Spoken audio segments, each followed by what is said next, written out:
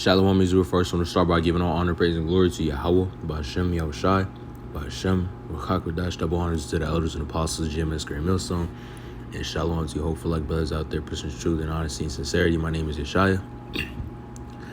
And I'm going to be doing a video just pursuant to like the food costs and shit like that, man.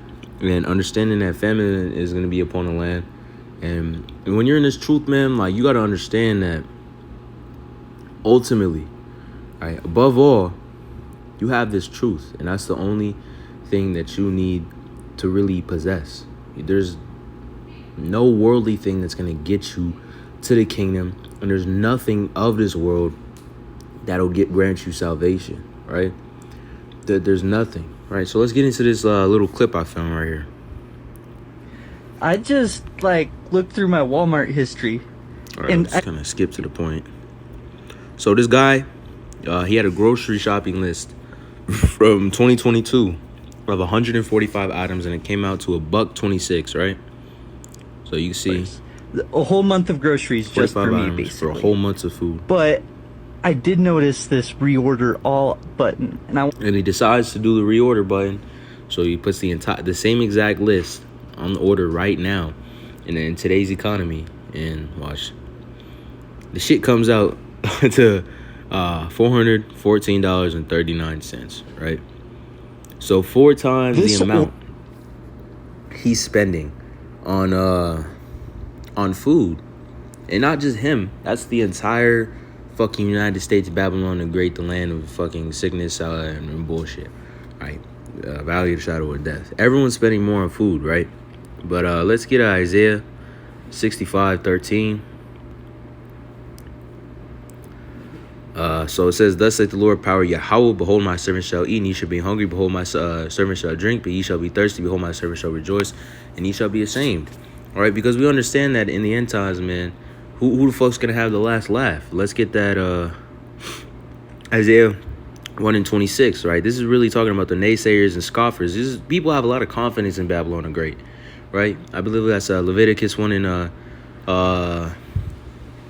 no, it's First or Second Lamentations 1:17 is they call upon a nation that cannot save them, right? They have a lot of confidence that Babylon the Great is going to be an everlasting kingdom, right? They're constantly jumping for joy about fucking America and everything that comes with this place. But man, if you're circumspect, you understand that, like, man, this place ain't shit, right? But Proverbs 1:26, and it says, "I will also laugh at your calamity. I will mock when your fear cometh. When your fear cometh as desolation, your destruction cometh as a whirlwind. When distress and anguish come upon you, then shall they call upon me, but I will not answer.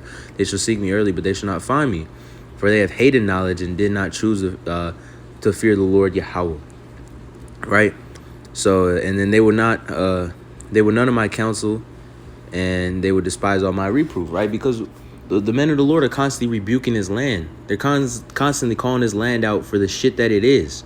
Right? They're constantly saying, like, hey, this place is inhabitable. You're paying all kinds of money to live in a fucking place that's totally shit. I mean, my light's flickering right now. These are supposed to be luxury apartments, and my light's fucking flickering as I'm doing this video, right?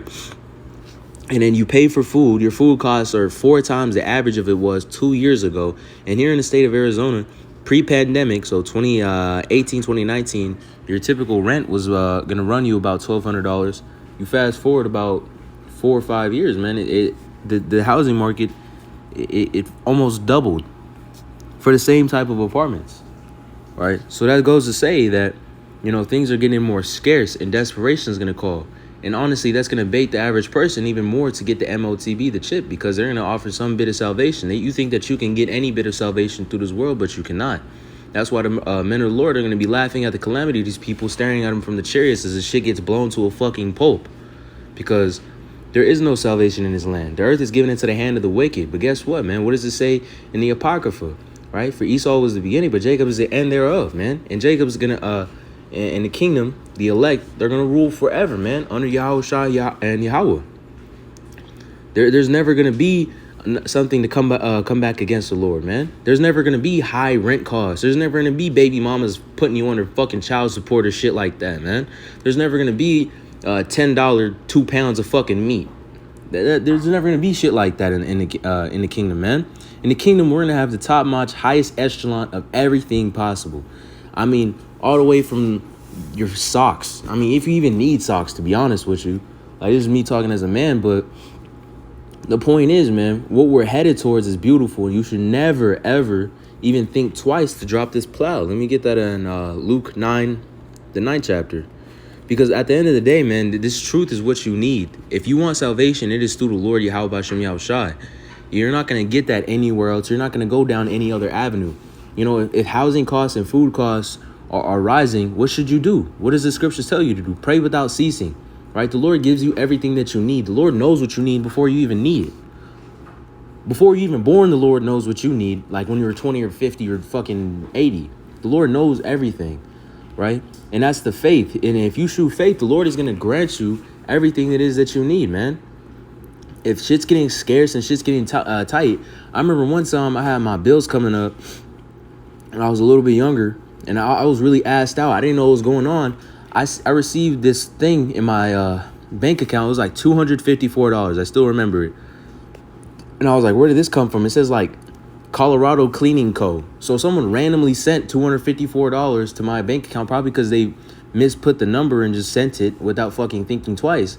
And I'm just thinking like, that's the Lord. Like there's times where the Lord watches out for you in miraculous ways that you could just, the only thing that you could say is, wow, that's the Lord, right? So when times are getting scarce and food is getting less and less, man, prepare yourself to hold faith. Not prepare yourself to find a way to fucking fix it yourself, because you're not going to fix it yourself. The scriptures tell you to not lean on your own understanding, because you don't have the power to fix this shit.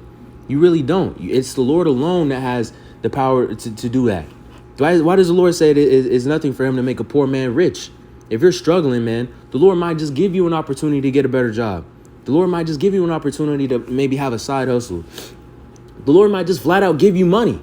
You know, fucking win the lottery or some shit like that. Maybe not big money millions, but like shit, maybe like $5,000. Get you out of debt. Right? But bottom line, it's your faith that's gonna deliver you, and it's your endurance. You can't fucking fall off of this. But Luke 9 in the very last verse, and it says, and Yahushua said unto him, no man having put his hand upon a plow and looking back is fit for the kingdom of Yahawah Bahasham Yahawashi. Right? This is a part of that travail that we're gonna go through, man. Why do you think that in what is it, Ecclesiastes 9, it says this truth is a very narrow path with a fire on one side and a great water on the other side, and so slim that only one man could go at a time? That's because it's challenging, and there's gonna be stumbling blocks upon that line that you're walking, right? There's gonna be stumbling blocks. This line's so tight. You're like walking a tightrope, and a fucking bear's in the middle of the tightrope. What are you gonna do? You're gonna push the bear to the side? Fuck no. You're gonna hope the Lord gets rid of that fucking bear. Because bottom line, there's no way you can go around that. You got to face it, man. And you got to face it boldly, man. Gird up thy loins as a man. Pray to the Lord. Fast. Do what you got to do. Shit. You might think food costs are going up and it's getting more and more expensive to live, but you buying fucking Cheetos. Like, my nigga, come on, man. It's a lot to say nigga, but that's just the bottom line, man. Hold your faith and endure and do what it is that you got to do, and the Lord will give you what you need before you even need it, man. But lastly, I want to pray this lesson was edifying, and I want to lastly give all honor, praise, and glory to Yahawah Bahasham Yahawashi Bahasham Qadash. Shalom.